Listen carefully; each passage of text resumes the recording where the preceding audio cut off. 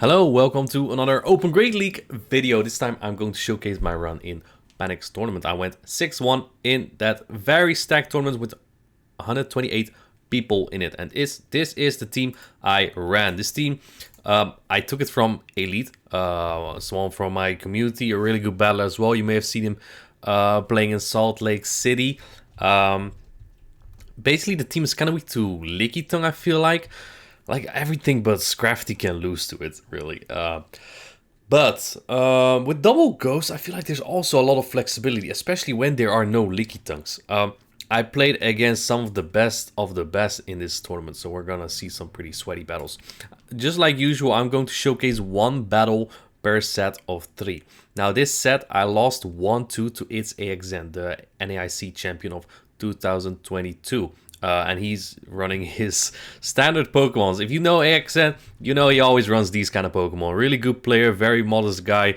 And I can never catch a freaking lead against this guy. We're gonna take a look at battle number 1. Notice how AXN has no steel type on his line. His prime Nidoqueen answer really is Walrein at this point. He swapped... He changed Swampert in his usual line for Azumarill for better Altaria coverage, but now that does make him way weaker to Nidoqueen. I lead Scrafty into the worst thing I could see, the Azumarill, and I'm going to say swap into that Lantern here. He does answer with the Licky Tongue, which is the worst thing he can answer. Like, Lantern is good play against anything else on his line, so that kind of sucks. But on the other hand, it is a good say swap there. Because even this matchup is not the worst per se. If I threw that Surf before he threw this move, and it goes unshooted, I could have flipped this. And since the only thing that's not weak to Scrafty, or remaining on his line that's not weak to Scrafty, are now the Nidoqueen and the Medicham, which I don't really see him pair with that Azumarill. Well, Nidoqueen could be. But in game 1, he had Nidoqueen actually, and I beat him pretty hard with my Frostless. Now I'm running the Alolan Ninetales. And I'm hoping to get to this Thunderbolt. I should have probably thrown the Surf, that already would have been enough. Lantern really has improved with Surf. But yeah, now I just get a farm on Scrafty, I guess. It's just a nice counter down. But the energy is just going nowhere. I'm going to hope to sweep with the Alolan Ninetales. And looks like he is weak to my Alolan Ninetales in the back. Again, he only has one real answer on his line to Charmers, right? Which is the Shadow Nidoqueen. He has a really good Shadow Nidoqueen, so he does love using it. But at this point, it does look very difficult. We see him P-tie on this move here. But even if he has a Medicham or a Sableye, I'm expecting the Sableye. It's gonna be very difficult. My Scrafty still doesn't have much play, and when I use my shield here, he swaps into the Sableye to finish me off here, and I just can't do much here. I probably should not have thrown my move, but if I didn't throw my move, then he throws return into my Scrafty, so that's also bad. And now I do have some energy on my Scrafty here. I'm gonna Power Up Punch and then Foul Play and pray that is enough to win this game for me. Let's see, here we go. I believe, we don't see him P-tie actually. Maybe I could have gone for 2 foul plays here. Let's see. Yeah, 2 foul plays actually may have done it here. That may have been a misplay by me. I think 2 foul plays may have done the job. Regardless, very close battle. I led Scrafty into Azumarill twice. I won the first battle doing so. And what did I lead again? I think I let Galarian Stunfisk in game 2 into his Azumarill. Again, he let Azumarill every time. And yeah, I just couldn't predict that. So that's as close as I got against AXN so far. My next matchup, I think before this I had LND as wings. But either I didn't have them recorded or we just didn't play. I don't remember, to be honest. But my third matchup is against Basix, the Bilbao regional champion. And he is running a very meta line. Swampert, Alolan Ninetales core, a Galarian Stunfisk with Trevenant core, and the Noctowl and Obstagoon in double normal there. Very Sableye unfriendly team. Also, he has that I really dislike bringing a Trevenant in a when a team has Noctowl on it, but the fact that he has that Noctowl makes me think that maybe he thinks Swampert is so safe to bring. I only have one answer toward really. I do have a Charm A9 and Scrafty that do well with shields up, but it's so. Let's take a look. I lead my Charm Ninetales into his Shadow Swampert, and I do have Trevenant in the bag despite the threat of his Obstagoon and his Noctowl. But he might just be expecting the Scrafty from me as well, so he didn't bring the Obstagoon. I catch the Hydro Cannon on my Trevenant here. This is great. He brings in a Power Snow Alolan Ninetales. He just freaking hates my Trevenant. Honestly, I wouldn't say that catch is great, because if you had Noctowl there, he just farms my whole Pokemon down without me getting anything out of it. But I guess this kind of pays off. I guess I'm somewhat lucky in the alignment there, and I also don't think he has a Galarian Stunfisk in the back, because that'd be crazy weak to my potential Trevenant lead. And I did lead Trevenant in game 1. This is game 2. So yeah, Surf coming through here. If he wants to get that off, he might actually barely survive. Surf is stab, but Lantern is a high defense Pokemon and it doesn't KO the Alolan 9. So I'm gonna let it go and show you the power of Charm against Pokemons that are fragile, because he has a Trevenant in the back. My Alolan Ninetales is gonna have a party here. I think he was at 7 Mudshots when he threw his Hydro, so I can do 1 Charm before throwing my Charge move into that Swampert, should that come in. And he's going straight Seed Bomb, which I understand. The Seed Bomb plus Shadow Claws already add up so much here, so I kind of have to. And I'm very close to my move here. I'm able to farm this down. I am barely able to farm this down. I can do 1 Charm and then my Side Shock. I have to be careful of him not catching. My Side Shock does a little bit more than a Weather Ball, even though Weather Ball probably takes it out here anyway. His Power Snow Alolan Ninetales didn't have energy, so I will just Charm it down. And that was the win against Basix. I actually beat him 3-0 here. I had quite some good results against Basix lately.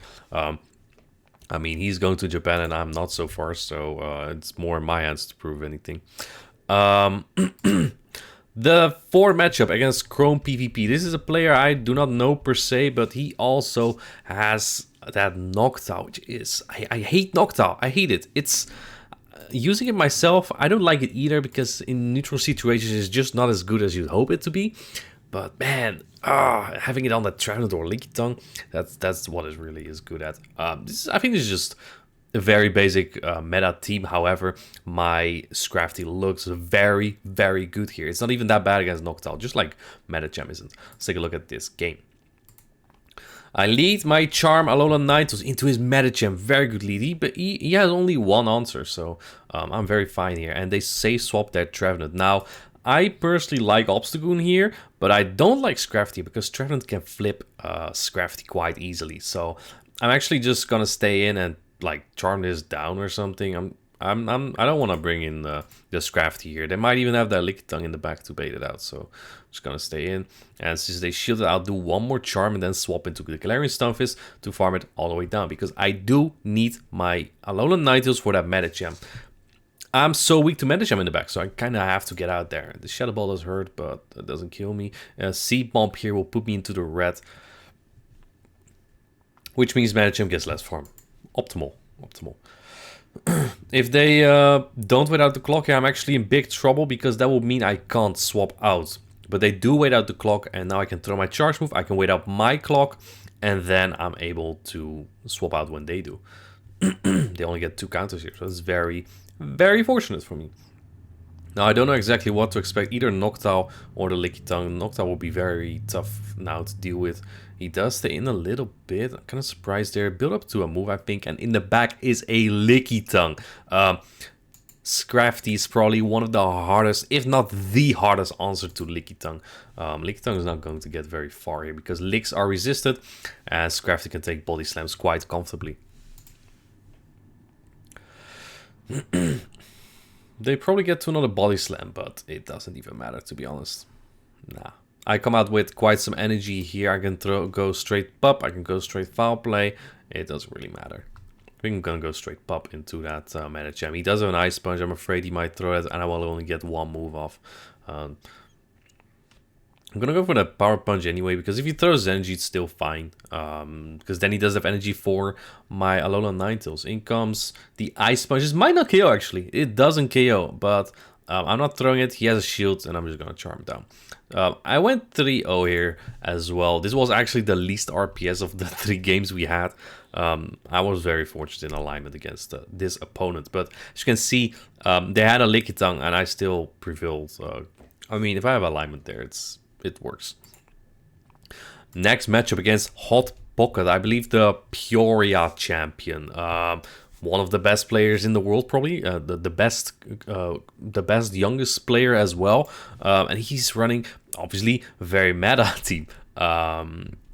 He played against Enhoff there, who loved Tapu Fini, and looks like Hot Pocket is gonna try it himself here. I think he's just trying out stuff. Let's see how these battles go. I'm very afraid of his Registeel. It can hit anything on my line very hard except my Trevenant. Well, even a Zapkin does about 50%. Let's take a look how this goes. We got my Charmander Ninetales into that Registeel. This is the worst place to see it in. He has 2 counters to Charmander Ninetales, and I don't know why I wanted to bring it regardless. I say swap the Galarian Stunfisk, and he brings in his Sableye. Interesting. No Tapu Fini, no Medicham on his line, so that kind of works for me. Going for that Earthquake here. If I can get a shield advantage, that really is just fine with me too. Because Lantern isn't that great against the Registeel either. But at this point, I might want to get shields down. Maybe it's a Nidoqueen in the back. And if it is Nidoqueen, then I need shields down for my Lantern. Throwing the Rock Slide here. Does get shielded this time. And I think at this point, I can even farm it down. Hot Pocket is very smart. Very good at counting, and I know he counts my moves, so tries to CMP with me there, but I'm not falling for that. And he swaps back into the Registeel. I throw my Earthquake here right away, hoping he thinks it's a Rock Slide catch. And it does land, actually. Which is huge, because this thing is a big threat to my line. Gonna try to catch a move, but I barely am not able to. He throws on perfect timing. I tried to catch this Focus Blast on my Lantern, which I probably shouldn't have done in the end anyway if I expect Nidoqueen. So I decided to go in Alolan Ninetales here. If it is Nidoqueen, I want energy on my Alolan Ninetales to throw a super effective Weather Ball on it later. Even though it's a horrible matchup, your charge moves still are kind of good there. Gonna swap immediately. It is the Nidoqueen, and at this point, an Earth Power might take me out, but I do outpace him there. And he tries to catch my move. Very good counting, very smart from Hot Pocket. But I also predicted it. I know Hot Pocket. And now I can throw the Surf. He barely wants that the Earth Power yet. And at this point, it's kind of over, because he needs an Earth Power and a Poison Fang at this point, and he doesn't get there before I get to my next Surf. So, good game. Basically, that swap may have costed him as well, because that allowed me to get more farm and outpace him to that Earth Power plus Poison Fang. Because otherwise, I don't think I would have. Let's take a look at the next matchup against... I also went 3-0 against Pocket, by the way. My next matchup is against JBG Winston, a German player who I've played a lot of times. He's the runner-up of the Lille regionals from last season. Not this season, but last season. And he's trying out something different. He used to like Swampert Alolan Ninetales score, I believe. I mean, all the freaking Germans did. Now he's trying to Swampert Toxapex score. And I have a popular saying. Germans always lead Swampert. Let's take a look, if I'm right. Stunfisk into Swampert. I knew. He still does anyway. Say swapping my Trevenant into my hard answer. I do that regardless because he has no hard answer to it. His Walrein, normal Walrein, will lose. Well, actually, normal Walrein, I'm not sure. It might actually barely survive to the third Seabomb with 2 shields. But the Trevenant, as one of my ghost types, wins the 1 shields and the 0 shields here. Actually, I only win 0s if he lets the Shadow Ball go. That is with 1 Shadow Claw advantage, of course. Either way, he shields my bait. Now I go for the Shadow Ball, which he does shield. And now he's 2 shields down. And I can possibly sweep with the Frostless. This is his prime Frostless answer. So very classic ABB Andy style by me, right? Leading strong, well, kind of strong against the Sableye and being... having 2 Pokemon weak to Sableye in the back. Just drawing it out. Getting a maximum amount of farm here. And he tries to catch on Toxapex. Very interesting play. I will throw an Earthquake here, no problem. Which only does even like 50%. And I think I will get to another one even. I do, but that Sableye is still alive. I do have a shield, I believe, and I will need that against that Sableye's foul play. Now at this point, Shadow Swampert, very fragile Pokemon. I can one-shot this, honestly, with my Frostless and a couple Power Snows. But what I need to be aware of is that if I shield, his Sableye might swap in and throw a move later. So I'm going to no-shield the first Hydro, which does massive damage, but the Mudshots don't add up, so I'm good there. I know he has an Excel Sableye in this matchup, and I do win CMP against that. So he brings it in, CMP ties on the foul play, and at this point I should be able to outpace Swampert to another Avalanche that should take it out. There we go. I think I will give myself credit for the very good play, but also interesting play by them to catch it on the Toxapex. On the other hand, if I get so much farm on G-Fisk and throw an Earthquake into Swampert, the Earthquake almost takes out Swampert either, so as well. So he was in a good spot regardless, but I still find it an interesting play to just let Toxapex go like that. Such a strong and bulky Pokemon. I want my matchup 3-0 here. Actually, it was a 2-1. Apologies, it was a 2-1. I played that one when I was in Lille. My last matchup, the 7th round, I have a lot of wins so far, and I'm playing my last round against Gucci again, 69. I can love the number 69. And he's also running a Swampert Toxapex core. On top of that, also a very strong Lickitung Medicham core. A lot of players play that. It's just so safe, even against like a Noctowl, Mandibuzz, Altaria. There's just nothing that core breaks it hard enough, to be honest. Just take a look at how this goes. I need to play around that Lickitung. And I know that a lot of people try to like bait out my Scrafty with their with something else. But let's see. I'm running a line really weak to Galarian Stunfisk, but Frostless is weak to Galarian Stunfisk, but it's only a Softless. So I'm running something like that.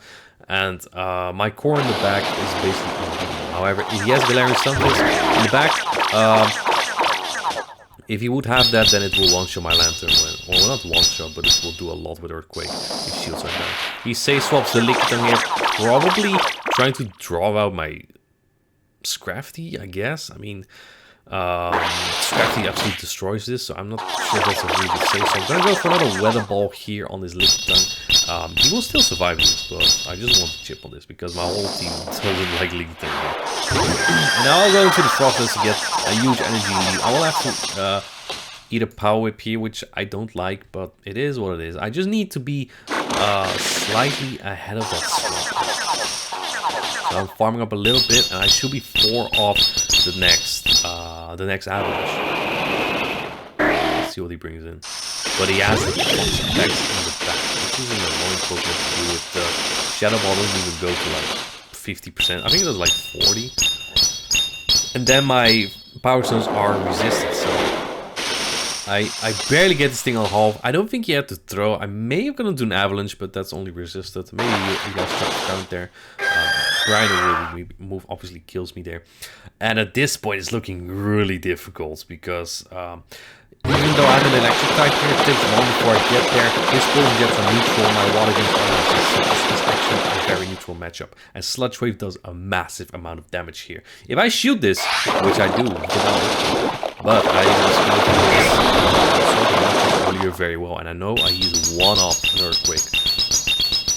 He also kind of has to throw. Because if I'm thinking my Charm alone the Ninetales here, and he wouldn't have thrown, I basically charm him down. So he kind of had to. He was kind of locked in that position.